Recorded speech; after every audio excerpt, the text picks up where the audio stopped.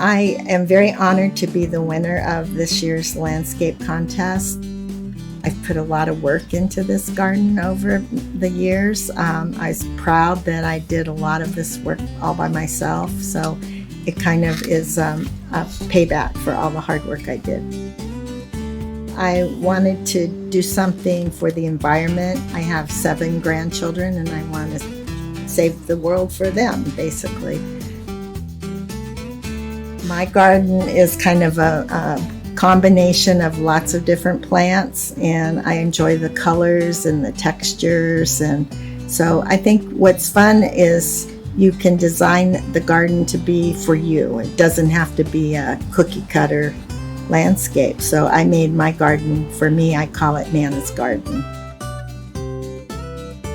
I enjoy working in my landscape. I just love being outside. I love feeling the breeze. I love seeing the butterflies come, and usually later in the evening we get hummingbirds that come in. And I actually love pulling weeds and trimming, and I love seeing new growth. I would definitely recommend that my neighbors and other residents would do the WaterSmart program and upgrade their landscape to WaterSmart plants.